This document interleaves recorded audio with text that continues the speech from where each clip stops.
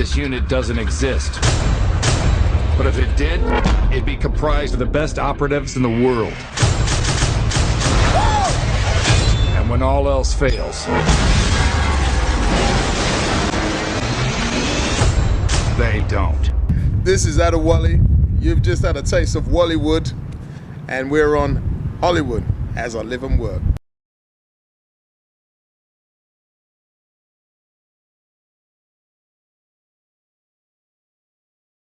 You're here with Adewale Akinnuoye-Agbaje. AAA is the nickname, or simply Adewale. How you doing? Okay, you know what is your Hollywood story? Your face is familiar. We know you from some of everything. We know you from The Wire, we know you from movies, television. Well, I'm gonna have to rewind you there. Okay. Because I was never on The Wire. Oh, I'm embarrassed. So you should be. I want it. Stand up! Standing in front of you are Delta 6 accelerator suits. Careful, they're worth millions of dollars. Millions of dollars, got it! Oh, my bad. Won't have it again. This is General Hart. The mission is a go. Here they come. Go, go, go! We're running out of time. Eject!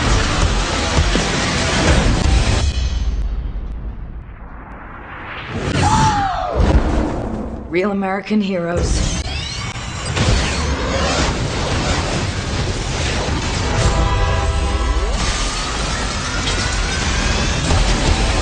Back to your Hollywood story.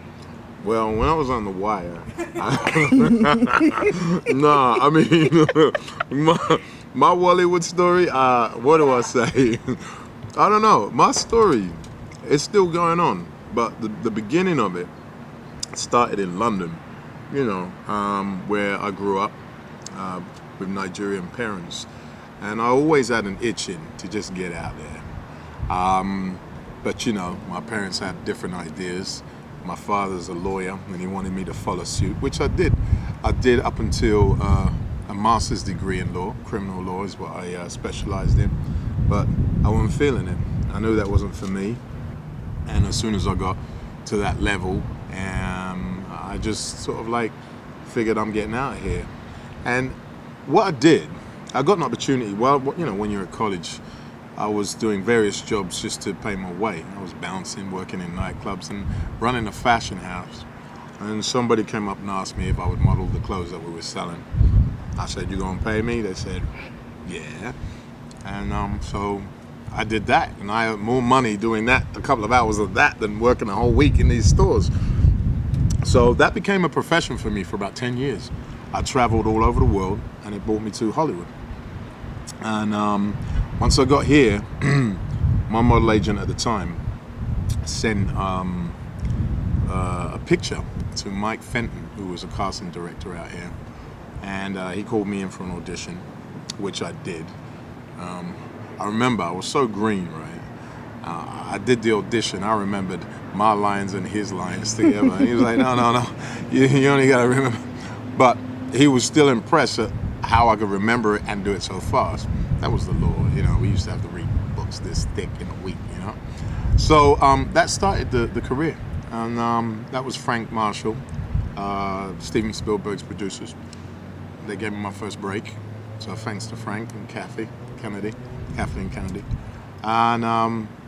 And it began, you know, a career, because once I got a taste of the acting bug, it's like everything in my life sort of like added up to that. I said, yeah, I can lick this. I just remember seeing, I think it was Ernie Hudson. I was working with them, and I just saw 5 people around him. You know, one was fanning his hair, and the other one was putting makeup on him. The other one's mending his shirt. The other one was like reading his lines to him. And I was just like, can I get paid for this? I was like, nah, man, I can lick this. I can lick this. So I just watched and watched, and I went for it. And I put my head down, and, you know, this is where I am. But, you know, I came in the movies at a time when Hollywood was like going through one of its phases. And at that point, it was the African phase. They were doing all these African movies. The movie that I got was Congo. And And then the next movie I did was Ace Ventura with Jim Carrey. Ace Ventura Goes to Africa. Then I did Deadly Voyage. These were all like movies with an African theme. You know, and as often happens, Hollywood moves on and did to its new phase and kind of left me behind. So I was kind of like sitting there, well, with this big entrance and no money to back it up. I was like, well, I thought this was going to continue. And my agent would just say, well, we got to wait till that phase comes back around. I'm like, in the meantime, I got to eat, mate. You know what I mean? And so what I did is I went and watched the TV and just nailed an American accent. And I just said to them, you got to send me out, you know? And they did. They started to send me out. The first one I went out to, I got. And that was opposite Michael Caine, Patrick Dempsey. And it was ABC 4-hour mini drama, 20,000 Leagues Under the Sea. Well, what kind of roles appeal to you? Leading men. Basically, I mean, at this stage in my career, in my life, is leading men roles. I mean, and stuff that you can really sink your teeth into because basically you want to be able to show a range of emotion in a character, which is why I did something like Majestic, because yeah, he's a baddie, but before you see he's a baddie, you see the goodie, you see the crazy, you see the funny, you see all of it, and that's the way people are. You know what I mean? No one's just bad. Some of the bad guys are the funniest fuckers you ever met. You know what I mean? They're just funny. And so you want to be able to in a character just to show the range of your versatility.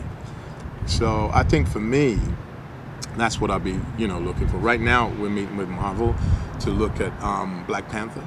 Yeah, we're gonna do some action hero stuff based off of this That's huge. G.I. Joe success. Yeah. Okay. I'm just chilling. Yeah, it's gorgeous out here, man. It is. Beautiful Hollywood day. Okay. And so while I still have your attention for a little bit, what are your hobbies? You just told me that you actually sing, you do music, right? That's right, yeah. Actually, if I'll be honest with you, that's the real reason I've come to America, to pursue music. And it's just that the acting jumped off first, you know? But yeah, I play the drum, play a bit of the trumpet, but mostly I sing and write music. I have done since I was a teenager. I work on it on the DL because that's my passion, it's my love. It just keeps me sane in this crazy business, you know?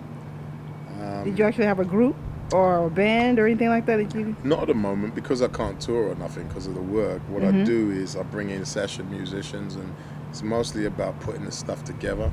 We've got a lot of material, and I've just been recording with various musicians.